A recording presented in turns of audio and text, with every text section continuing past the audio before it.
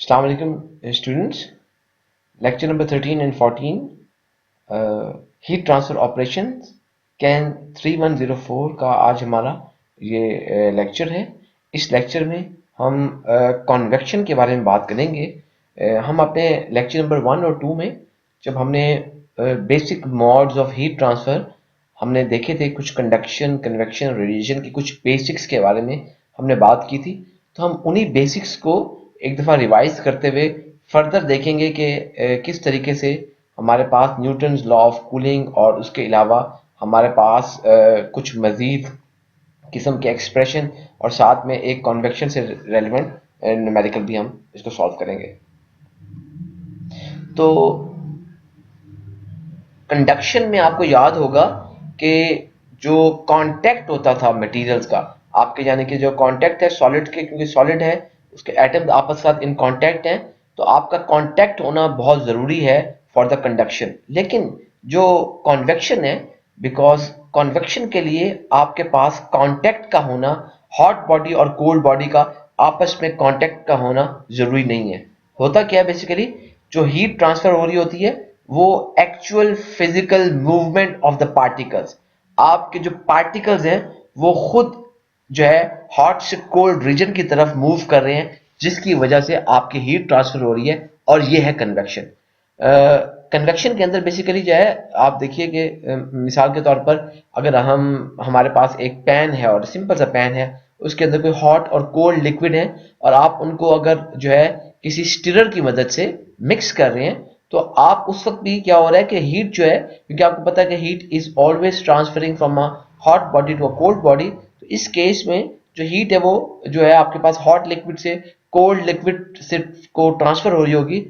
Bye convection. तो जो convection है, इसीलिए कॉन्वेक्शन के अंदर जो एनर्जी का ट्रांसफर होता है वो फ्लूइड के विद इन द फ्लूइड वो ट्रांजिशन होगी, उसके लिए आपका कांटेक्ट एज सच जरूरी नहीं होगा। तो हमारे पास नॉर्मली जो हीट ट्रांसफर कॉन्वेक्शन के जरिए हो रही होती है, उसके अंदर आपके पास किसी किस्म की कोई मिक्सिंग हो रही होगी। मिसाल के तौर पर कोई मैकेनिकल मिक्सिंग कर रहे हैं, मैकेनिकल एजिटेशन कर रहे हैं, कोई स्टिरर लगा हुआ है, या आपके पास ड्यू टू ग्रेविटी डिफरेंस, क्योंकि आपको पता है कि एज द टेम्परेचर इंक्रीजेस तो आपका जो वॉल्यूम है वो एक्सपैंड करेगा मटेरियल, तो वॉल्यूम इंक्रीज करेगा, तो वॉल्यूम इंक्रीज करने से क्योंकि मैस ओवर वॉल्यूम डेंसिटी होती है, तो वो डेंसिटी डिक्रीज करेगी। That's why the lighter as the gas becomes hotter, it becomes more lighter because its density decreases. तो इसीलिए कि आपके पास डेंसिटी डिफरेंस की वजह से हमारे पास कोई मटेरियल फ्लो करना शुरू होगा, कोई डिफरेंशियल फ्लो आ जाएगा, और जो है आपके पास हीट ट्रांसफर जो कन्वेक्शन की है वो हो जाएगी। ये जो हीट ट्रांसफर बाय कन्वेक्शन है as compare to conduction, it is a slow heat process. तो radiation is the most fastest heat transfer operation, but convection जो है एक ये स्लो मोड है हीट ट्रांसफर ऑपरेशन का। तो कन्वेक्शन के अंदर हमारे पास जो फ्लूइड के एलिमेंट्स हैं, आपका जो मटेरियल एलिमेंट्स हैं, उनकी मिक्सिंग होना ज़रूरी है, और आपके पास लिहाजा जो टेम्परेचर डिफरेंस है, जैसे मिसाल के तौर पर हम लोगों ने देखा था कि कंडक्शन के अंदर जो टेम्परेचर डिफरेंस है वो बहुत इंपॉर्टेंट है, रेडिएशन में भी टेम्परेचर डिफरेंस बहुत इंपॉर्टेंट है। तो लेकिन यहाँ पर अगर आपके फ्लूइड एलिमेंट्स थॉरली मिक्स नहीं हो रहे, तो convection will not take place. तो इसीलिए सिर्फ टेम्परेचर डिफरेंस होना जरूरी नहीं है, बल्कि उसके साथ यहाँ पर मिक्सिंग का होना भी बहुत ज्यादा जरूरी है। अच्छा जी, अब हमारे पास जो कन्वेक्शन है, कन्वेक्शन हमारे पास दो तरह की कन्वेक्शन हो सकती है, नेचुरल कन्वेक्शन या फोर्स्ड कन्वेक्शन। तो कन्वेक्शन को मैथमेटिकली एक्सप्रेस करने के लिए, जैसे कंडक्शन के लिए हमने जो है Fourier's law of heat conduction use किया था, रेडिएशन के लिए हम जो है स्टीफन बोल्ट्जमैन लॉ यूज करते हैं, तो इसी तरह आप कॉन्वेक्शन के लिए न्यूटन्स लॉ ऑफ कूलिंग को यूज करते हैं। तो मैथमेटिकली जो है आपके पास न्यूटन्स लॉ ऑफ कूलिंग को लिखने के लिए आप लिख सकते हैं कि Q is equal to H A T H minus T M, या इसको ऐसे भी लिख सकते हैं, अगर आप T H minus T M को डेल्टा टी से रिप्रेजेंट कर लें, so Q is equal to H A into delta T. अब इस इक्वेशन में हमारे पास Q क्या है, रेट ऑफ हीट फ्लो है, या कन्वेक्शन जो कन्वेक्टिव हीट ट्रांसफर है, Q will be the convective heat transfer. अच्छा, एच क्या है? ये हीट ट्रांसफर कॉफिशिएंट है, या आप इसको ये कह सकते हैं कि ये आपके पास कॉन्वेक्टिव हीट ट्रांसफर कॉफिशिएंट है। ए आपका सरफेस एरिया है, और हमारे पास जो T S minus T M है हमारे पास, वो जो है इसके अंदर T S minus T M में टी एस जो है वो सरफेस टेम्परेचर होगा किसी सॉलिड सरफेस का, किसी प्लेट का, और जो टी एम होगा वो हमारे पास बल्क टेम्परेचर है फ्लूइड का, कि जिसके अंदर आपके पास कॉन्वेक्शन हो रही होगी। डेल्टा टी इन दोनों का डिफरेंस है, और जिसको हम डेल्टा टी से रिप्रेजेंट करेंगे। अच्छा, अब जो हमारे पास यहाँ पे हीट ट्रांसफर कॉफिशिएंट है, ये बहुत ज़्यादा इंपॉर्टेंट है, इसमें हम ज़रा मजीद भी बात करेंगे। तो बेसिकली जो रेट ऑफ हीट ट्रांसफर है, इसको एक्सप्लेन करने के लिए आप क्यू यूज नहीं करते, we normally use H. H actually explains how faster is your rate of heat transfer. तो हम जो रेट ऑफ हीट ट्रांसफर है उसको, जो एच है, वो आपके पास इस फॉर्मूले के अंदर जो है वो प्रोपोर्शनैलिटी कांस्टेंट भी है, और ये आपके पास डिपेंड करता है कि फ्लूइड किस किस्म का है, वो लिक्विड है, गैस है, डेंस है, लाइटर है, क्या है। उसके अलावा आपकी मिक्सिंग किस तरह की हो रही है, टेम्परेचर डिफरेंसेस क्या है। इन सारी सूरत हाल पर, इन सारी बातों पर ये हमारे पास जो हीट ट्रांसफर कॉफिशिएंट है ये डिपेंड कर रहा होता है।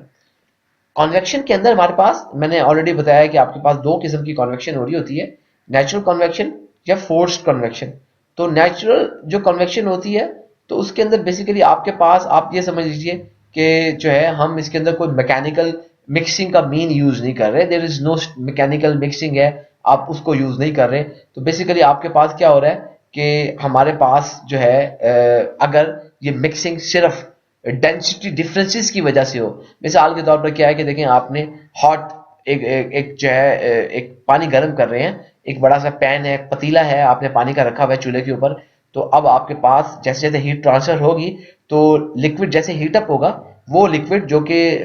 बॉटम पर उस जो है पतीले में मौजूद है, तो वो on heating it will expand, and as it expands its volume increases, and as its volume increases its density decreases, because mass per unit volume, तो वॉल्यूम की जब वैल्यू बढ़ जाएगी तो डेंसिटी डिक्रीज हो जाएगी। जब डेंसिटी डिक्रीज हो जाएगी, it becomes lighter, and it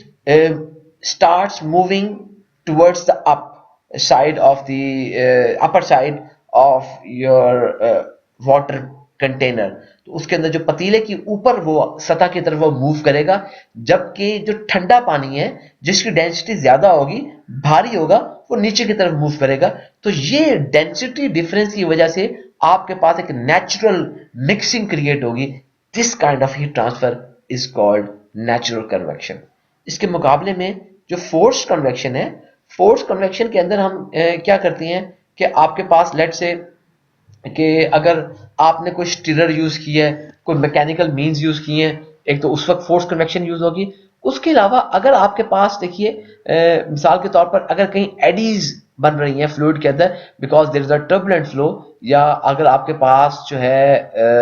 कोई हॉट फ्लूइड है, वो आपके जो है पाइप में से, पाइप के बाहर से वो फ्लो कर रहा है, तो वो फ्लो करने की वजह से उसकी दरमियान में मिक्सिंग नहीं हो रही होगी, लेकिन वो जो एडीज बन रही होंगी, और उन एडीज की वजह से जो हीट ट्रांसफर हो रही होगी, वो आपकी फोर्स्ड कन्वेक्शन हो रही होगी। एक छोटी सी एग्जांपल देखते हैं हम कि जो स्टीम है, मिसाल के तौर पर उस steam, how the heat from the steam is transferring through the pipe to the air. Let say कि आप चाहते हैं कि आपकी, हम इसको एग्जांपल ये, हमारे जनूबी पंजाब के इलाकों में क्योंकि इतनी ज़्यादा सर्दी नहीं पड़ती, हम लोग रेडिएटर्स यूज़ नहीं करते, लेकिन इस्लामाबाद में रेडिएटर्स वगैरह कॉमन है। नस्ट के हॉस्टल्स अगर आप में से कभी किसी ने विजिट किया हो, तो वहाँ पे रेडिएटर्स लगे हुए हैं। तो जो रेडिएटर्स होते हैं, तो बेसिकली रेडिएटर्स के अंदर आपके पास कोई स्टीम कंडेंसेट या हॉट वाटर उनको सर्कुलेट किया जाता है। तो जब वो सर्कुलेट करते हैं, या कोई आप स्टीम सर्कुलेट कर रही होती है, तो वो आपके एयर को हीटअप कर रही होती है। तो एयर को जिस तरह वो हीटअप कर रही होती है, तो उसकी हम जरा मैकेनिज्म देखते हैं कि उसके अंदर किस किस्म के हीट ट्रांसफर के मॉड्स जो है वो अप्लाई हो रहे हैं। अच्छा, जिस वक्त आपके पास जो स्टीम है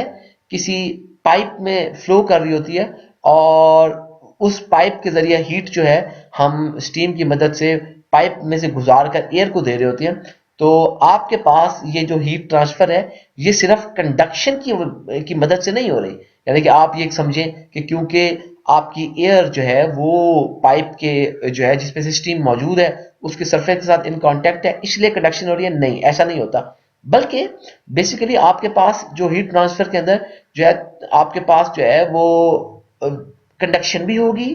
रेडिएशन भी होगी और फ्री कॉन्वेक्शन भी होगी। होता क्या है कि हमारे पास एक टेम्परेचर डिफरेंस एग्जिस्ट करता है जो कि आपके पाइप सरफेस और average temperature of the air, क्योंकि आपको पता है कि एक आपके टेम्परेचर का एक एम्बियंट टेम्परेचर है एयर का कोई एवरेज टेम्परेचर होगा, कमरा है उसका, हम इसीलिए हर पॉइंट पर जो टेम्परेचर रेडिएटर के करीब एयर होगी वो या स्टीम पाइप के करीब एयर होगी वो गर्म होगी, और जो उस रेडिएटर से दूर होगी स्टीम पाइप से दूर होगी वो ठंडी होगी। अब अगर आप उस कमरे में मौजूद एयर का कोई एवरेज अगर आप कोई टेम्परेचर ले लें तो हमारे पास उस एवरेज टेम्परेचर का और पाइप के सरफेस टेम्परेचर का कोई टेम्परेचर डिफरेंस होगा, कोई डेल्टा टी आपका एग्जिस्ट करेगा। अच्छा, अब ये देखिए कि हमारे पास जैसे मैंने आपको बताया कि एवरेज टेम्परेचर है और एयर जैसे जैसे एयर हीटअप होगी वो कॉन्टिन्यूसली मूव कर रही है, इस वजह से हम एवरेज एयर टेम्परेचर के कोई पॉइंट फिक्स नहीं कर सकते, हम उसको फिक्स नहीं कर सकते। हम वो क्योंकि कॉन्टिन्यूसली एयर मूव कर रही होगी तो हम जिस तरह कंडक्शन में आप डिस्टेंस नोट कर लेते थे तो हम पाइप सरफेस से लेकर एवरेज एयर टेम्परेचर जिस पॉइंट पर मेजर की जा रही है उस टेम्परेचर पॉइंट का हम कोई डिस्टेंस मेजर नहीं कर सकते, आपके पास ये चेंज होता रहेगा। इसलिए हम अगर लेट से कि अगर आप जो है हम अगर ये कहें कि देखिए ये इक्वेशन थी रेजिस्टेंस की, हम ऑलरेडी इसको कंडक्शन वगैरह में हम इसको देख चुके थे कि किस तरीके से कि आपके पास जो है वो Q इज इक्वल टू हम जो है उसको के A delta T over x, या यहाँ पर x की जगह पे L है तो बेसिकली वो K और जो यानी कि कंडक्शन होती थी, कंडक्शन का जो इनवर्स है वो आपके पास रेजिस्टेंस है। तो फॉर एग्जांपल अगर हम ये मालूम करना चाहें कि अगर जो है हम रेजिस्टेंस फाइंड आउट करना चाहें कि वो जो है फिल्म रेजिस्टेंस यानी कि एयर जो आपकी उस स्टीम पाइप के ऊपर एक लेयर बनाती है वो लेयर क्या रेजिस्टेंस शो कर रही होगी, क्या होगी, हम वो मेजर नहीं कर सकते इस सिंपल इक्वेशन से। क्यों मेजर नहीं कर सकते? क्योंकि हमारे पास जो है वो डिस्टेंस मौजूद नहीं है, एल ए मौजूद नहीं है, L A L L A मुझे मौजूद नहीं है, तो हमारे पास जब एल ए उसके अंदर मौजूद नहीं है तो हम उसके साथ उसको नहीं निकाल सकते क्योंकि हमारे पास जो है डिस्टेंस उसका मौजूद नहीं है। अब अगर आपके पास देखें जो है आप एरिया जो है वो स्टीम पाइप की मदद से एरिया निकाल लिया, के जो है वो आपने जो है वो कंडक्टिविटी थर्मल कंडक्टिविटी है एयर की, लेकिन इन सारी चीजों की वजह से क्योंकि आपके पास डिस्टेंस नहीं है ये फॉर्मूला एप्लीकेबल नहीं रहता और आप रेजिस्टेंस फाइंड आउट नहीं कर सकते। इसलिए हम क्या करेंगे, जो रेजिस्टेंस हम लोगों ने फाइंड आउट करनी है तो रेजिस्टेंस को फाइंड आउट करने के लिए हम जो है कोई एक्सपेरिमेंटल कोई जो है हमें कोई मेथड यूज करना पड़ेगा। तो उस एक्सपेरिमेंटल मेथड के अंदर हम क्या करेंगे, हम जो है पाइप का सरफेस टेम्परेचर मेजर करेंगे, हम एयर का टेम्परेचर मेजर करेंगे और हम जो है जो हीट ट्रांसफर हो रही है स्टीम की पाइप में मौजूद स्टीम की तरफ से एयर को, हम वो हीट ट्रांसफर मालूम करेंगे एज द स्टीम कंडेंसेस, यानी कि हमारे पास जो स्टीम का कंडेंसेट आएगा उससे हमें पता लग जाएगा कि आपके पास इतनी स्टीम कंडेंस हो गई है, एंथैल्पीज का डिफरेंस आ जाएगा, तो आप उसकी मदद से जो है हम जो है वो हीट की अमाउंट मालूम करेंगे। इस वजह से अगर आपने फिर जो है वो रेजिस्टेंस फाइंड आउट करनी होगी उस सारे सरफेस की, तो उस वक्त फिर हम जो इक्वेशन यूज करेंगे हम ये वाली इक्वेशन यूज नहीं करेंगे बल्कि हम ये इक्वेशन यूज करेंगे, ये भी हम ऑलरेडी कंडक्शन के अंदर इसको हम देख चुके हैं, मेरे ख्याल में लेक्चर नंबर 6 या 7 था जिसमें हम इसको डिटेल से इस इक्वेशन को भी हम देख चुके हैं कि किस तरीके से कि R A is equal to delta T A over Q. हम इस इक्वेशन को यूज कर हम वो रेजिस्टेंस फाइंड आउट करेंगे कि जो सरफेस के ऊपर आपकी एयर की वजह से जो रेजिस्टेंस वगैरह हमारे पास मौजूद है। अच्छा जी, अब लेट से कि आपने जनाब वाली इस इक्वेशन की मदद से आर ए कैलकुलेट कर लिया। अगर आपने आर ए कैलकुलेट कर लिया, देखिए अगर आपने आर ए कैलकुलेट कर लिया इस इक्वेशन की मदद से आर ए कैलकुलेट कर लिया, फिर आप इस इक्वेशन के अंदर आर ए की वैल्यू पुट करें तो अब आप एल ए भी कैलकुलेट कर सकते हैं। तो इस तरीके से ये चीजें इंटर रिलेट हो रही हैं। तो अब जब ये आपके पास आपने एल ए फाइंड कर लिया, अब लेकिन ये जो एल ए आप जब फाइंड कर लेंगे तो बेसिकली ये आपके पास एक फिक्टिशियस एक लेंथ होगी जो कि कंडक्शन फिल्म ऑफ एयर, यानी कि आपके पास वो जो फिल्म ऑफ एयर है जो कि आपके उस हॉट सरफेस हॉट पाइप के ऊपर मौजूद है, उसकी एक फिक्टिशियस ये मालूम कर रहे हैं, क्योंकि ये बेसिकली इसके अंदर तमाम चीजें मौजूद होंगी। इसमें कंडक्शन भी मौजूद होगी, फ्री कन्वेक्शन भी मौजूद होगी, इसमें रेडिएशन भी मौजूद होगी। जो आपकी फिल्म की लेंथ है वो हमारे पास जो है उसकी इतनी ज्यादा सिग्निफिकेंस नहीं होती, लेकिन जो है इस वजह से हम, क्योंकि इसमें आपके पास कॉम्प्लिकेशंस हैं, आपके पास सिंपल प्रोसेस नहीं है कि इस एल को फाइंड आउट करें, तो अब नॉर्मली आप क्या करते हैं, हम आर ए के बजाय हम आर ए का इन्वर्स ले लेते हैं। So the inverse of the resistance is called, जो है आप उसको कहते हैं कि वो हम जो है वो आपका हीट ट्रांसफर कॉफिशिएंट है या एच है, जिसकी कोई एक्सपेरिमेंटल आप डिटर्मिनेशन करते हैं। अच्छा, अब जैसे मैंने अभी हमने ये बात की है कि अगर आपके पास आप एल ओवर के फाइंड आउट करना चाह रहे हैं, तो जो हमारे पास एल ओवर के है इसको फाइंड करना बहुत ज्यादा कॉमन है, क्योंकि आपके पास जो है इस वजह से एल ओवर के को फाइंड करना कॉमन है, तो हम क्या करते हैं कि एल ओवर के को हम रेजिस्टेंस के बजाय आप सिर्फ एल ओवर के को भी रेजिस्टेंस से जो है आप इसको रिप्रेजेंट कर सकते हैं। अच्छा, लेकिन जो चीज इंपॉर्टेंट है वो आपने याद रखने वाली बात यह है कि फर्ज की बात है कि अगर आपके पास कहीं हीट ट्रांसफर कंडक्शन की मदद से नहीं हो रही, इसका मतलब ये नहीं है कि अब वो जो हीट ट्रांसफर हो रही होगी अब वो कन्वेक्शन और रेडिएशन दोनों की मदद से हो रही होगी। जैसे अभी इस एग्जांपल में हमने देखा था कि स्टीम पाइप से आप हीटिंग कर रहे हैं, जरूरी नहीं होगा। तो जो है बाज़ औक़ात ऐसा जो है ये पॉसिबल है कि हमारे पास जो है जब फ्री या फोर्स कन्वेक्शन हो रही होती है लिक्विड के अंदर, या आपके पास गैसेस के केसेस में जब आपके पास टेम्परेचर मॉडरेट है, टेम्परेचर डिफरेंसेस आपके पास मॉडरेट है, तो उस वक्त जो है आप रेडिएशन की जो, अगर आपके पास टेम्परेचर से ज़्यादा नहीं है तो जो इन्फ्लुएंस ऑफ रेडिएशन है उसको निगलेक्ट कर दिया जाता है, और जो एक्सपेरिमेंटल जो रेजिस्टेंस होगी बेसिकली वो करस्पॉन्ड करेगी फोर्स या फ्री कन्वेक्शन को, जो है depending upon what ever the case actually was.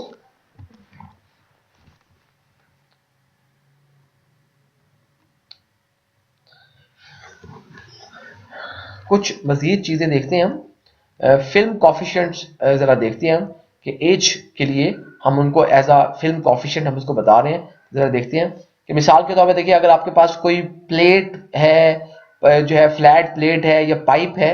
और उसके अंदर जो है डिफरेंट मैग्नीट्यूड्स की फोर्स कन्वेक्शन हो रही है। मिसाल के तौर पे लेट्स से कि आपके पास ये जो साइड है ये इनसाइड है, और ये आपके पास आउटसाइड, ये कोई आउटसाइड साइज है। खास तौर पे जैसे आपने देखा था डबल पाइप हीट एक्सचेंजर या shell and tube heat exchanger, खास तौर पे उसके लिए हम ये देख रहे हैं कि आपके पास ये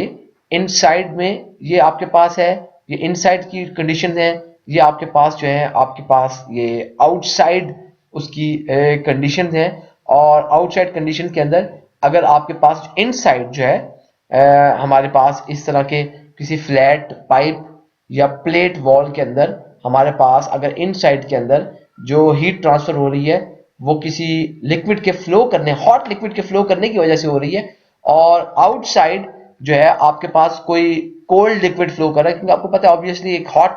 लिक्विड होगा एक कोल्ड लिक्विड होगा। जैसे आपके पास जो है हीट एक्सचेंजर के अंदर हो रहा है, एक हॉट लिक्विड होगा एक कोल्ड लिक्विड होगा। तो इसका मतलब है कि आपके पास जो जहां पे हॉट लिक्विड फ्लो कर रहा होगा, तो इनसाइड अगर हॉट लिक्विड फ्लो कर रहा है तो इनसाइड में जो हीट ट्रांसफर हो रही होगी वो हॉट लिक्विड की तरफ से हो रही है, और आउटसाइड में जो हीट ट्रांसफर हो रही होगी वो किसी कोल्ड फ्लूइड की वजह से आपके पास हो रही होगी। तो इसीलिए हमारे पास दो मुख्तलिफ किस्म की रेजिस्टेंसेज होंगी। कोई इनसाइड रेजिस्टेंस होगी, तो इनसाइड रेजिस्टेंस को अगर हम फर्ज की बात है एच आई कहते हैं, या आपके पास कोई आउटसाइड रेजिस्टेंस होगी एच ओ, डिफरेंट पैरामीटर की वजह से वो हमारे पास हो सकती है। अच्छा, अब अगर जो है हम जो है हर साइड के ऊपर सरफेस टेम्परेचर नोट कर लें और average temperature of the fluid note कर लें, मिसाल किस तरीके से, फर्ज की बात है कि ये देखिए कि आपके पास जो है हम यहाँ पर कोई एवरेज टेम्परेचर नोट कर लें फ्लूइड का, इसी तरह आप एवरेज टेम्परेचर इनसाइड पे, कोई एवरेज टेम्परेचर आउटसाइड पे नोट कर लें, और आप कोई सरफेस टेम्परेचर नोट कर लें। ओके, कोई आपके पास जैसे ये सरफेस टेम्परेचर है हमारे पास, तो यहाँ पर आपके पास इनसाइड पे सरफेस टेम्परेचर टीपी हो गया, आउटसाइड पे सरफेस टेम्परेचर TW हो गया, इनसाइड फ्लूइड का एवरेज टेम्परेचर TI है, और फ्लूइड का आउटसाइड टेम्परेचर जो है वो TO है। तो हम इसको जो है हम इसको नोट कर सकते हैं। अच्छा, तो अगर आप हीट ट्रांसफर को डिटरमिन करना चाहते हैं और हम जो है उसके लिए हीट ट्रांसफर को डिटरमिन करने के लिए हम कोई सेंसिबल हीट चेंज की मदद से जो कि आप पाइप के, क्योंकि आपके पास पाइप का एरिया वगैरह होगा, प्लेट है उसका एरिया वगैरह मौजूद होगा, हीट ट्रांसफर हो रही होगी, तो आप सेंसिबल हीट चेंजेस की मदद से आप हीट ट्रांसफर को डिटरमिन कर सकते हैं। हमें ऑलरेडी पता है कि जहां पर भी हीट ट्रांसफर, हमने Fourier law of heat conduction पढ़ा था कि Q is equal to K A delta T over delta X. तो डेल्टा एक्स आपके पास थिकनेस थी, अगर मैं इसको लेंथ कह दूं कि भाई ये लेंथ है आपकी, और तो मैं डेल्टा एक्स को एल से रिप्लेस कर दूं, तो मेरे पास आ जाएगा Q is equal to K A delta T over L. इसको थोड़ा सा मैं रीअरेंज कर लूं तो मैं K और L को सेपरेट कर लेता हूं, और आपके पास A डेल्टा टी इक्वेशन बन गई है। अभी हमने थोड़ी देर पहले देखा था कि K ओवर L को आप जो है उसको हम जो है वो आपके पास जो L ओवर K था उसको हमने रेजिस्टेंस का नाम दिया था। इसका मतलब जो K ओवर L होगी वो 1 ओवर R होगी। तो फिर आपकी जो ये वाली इक्वेशन है ये हो जाएगी A Q is equal to A delta T over R। तो इसको हमने Q is equal to 1 over R into A delta T, या उसको हमने लिख दिया Q is equal to A delta T over R। अब आपने जब ये इक्वेशन लिख दी है तो लेट्स से कि अगर हम जो इनसाइड रेजिस्टेंसेस हैं उसको अगर हम RI कह देते हैं और आउटसाइड रेजिस्टेंस को RO कह देते हैं, तो आपके पास जैसे अभी बताया कि आपके पास इनसाइड रेजिस्टेंस को हम RI कह देते हैं, आउटसाइड रेजिस्टेंस को हम RO कह देते हैं। तो फिर आपके पास जो इनसाइड और आउटसाइड कोई सॉलिड वॉल टेम्परेचर हैं, जैसे कि अभी हमने देखा था कि इनसाइड जो सॉलिड वॉल टेम्परेचर TP था, आउटसाइड TW था, तो उस वक्त आपके पास जो हीट ट्रांसफर हो रही होगी, अगर आप इस फॉर्मूले को देखें, इस फॉर्मूले को देखते हुए लेट्स से कि हम इनसाइड के लिए फॉर्मूला बनाना चाहते हैं, तो Q आपकी amount of heat transfer at the inside of the pipe वो क्या होगी, आपके पास AI हो जाएगा इनसाइड एरिया, डेल्टा टी जो है आपके पास वो इनसाइड एरिया है, तो उसके अंदर हम उसको ले रहे होंगे कि average temperature of the fluid at the inlet, TI है average temperature of the fluid at the inlet, minus surface temperature at the inlet, और उसको इनलेट के ऊपर है तो रेजिस्टेंस को हमने RI कह दिया। इसी तरह आउटसाइड के लिए हम इस इक्वेशन को लिख सकते हैं Q is equal to AO, यानी कि आउटसाइड, इस फॉर्मूले को देखते हुए आउटसाइड एरिया, और इसको हमने लिख दिया कि आपके पास जो है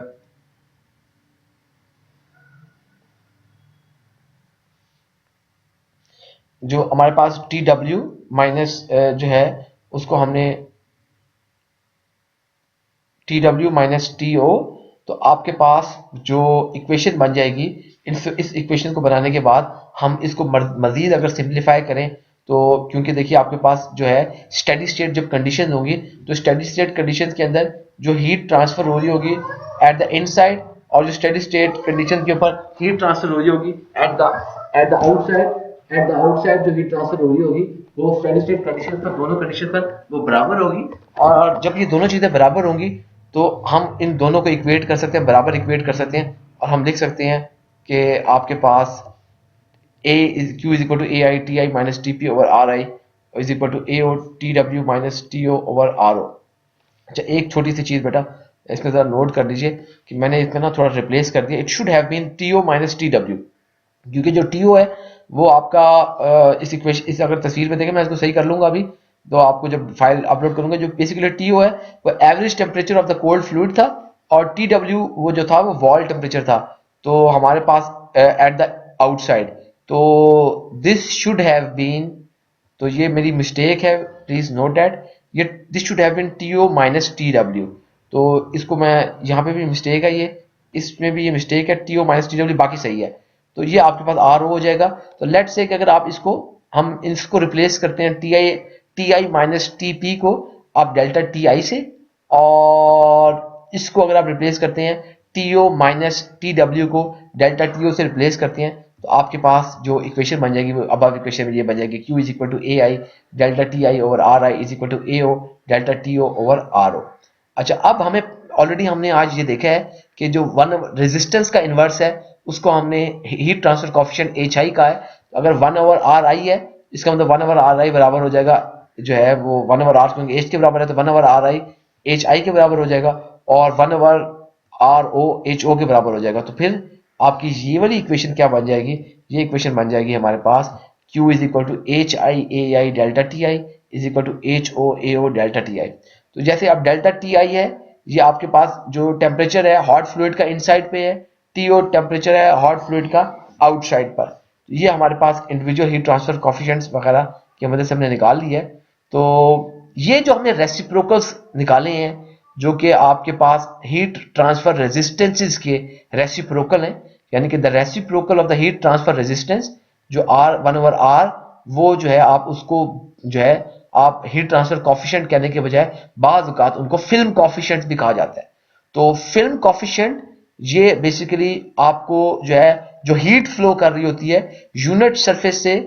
आपके पास जो है for unit surface and unit temperature differences, तो आपको ये जो है हमें हीट बताती है कि आपके पास per unit area per unit degree C कितनी हीट ट्रांसफर हो रही है। तो उसकी हमें ये इंफॉर्मेशन प्रोवाइड करती है।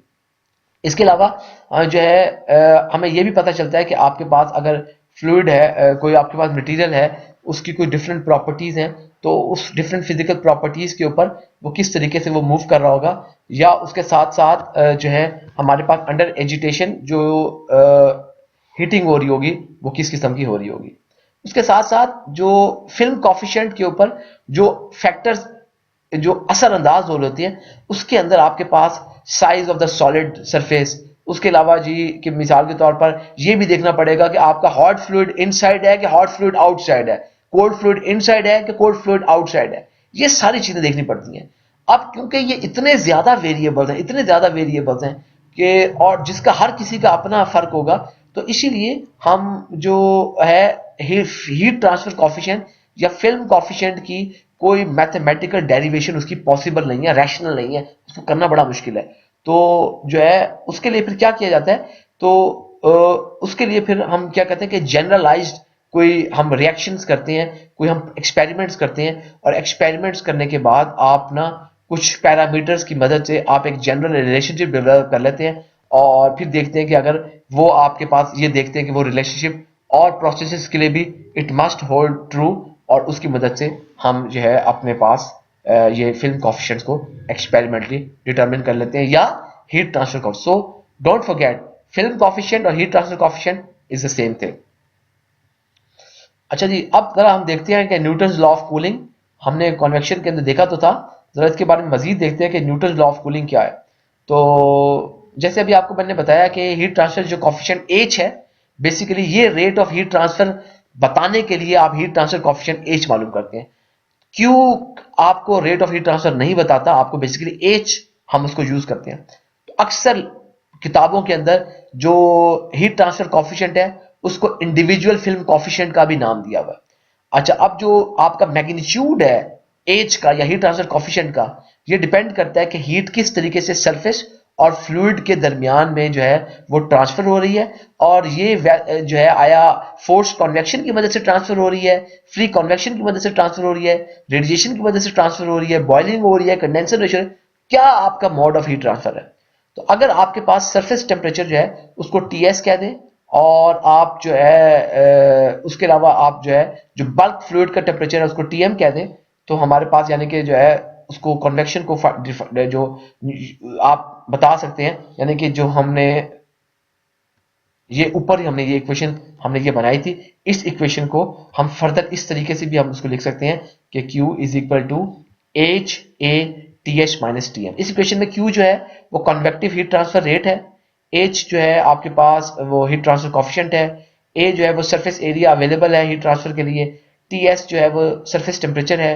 TM जो है वो बल्क फ्लूइड का टेम्परेचर है, और H जो है वो कन्वेक्टिव हीट ट्रांसफर कॉफिशिएंट या फिल्म कॉफिशिएंट या फिल्म कंडक्टेंस भी है।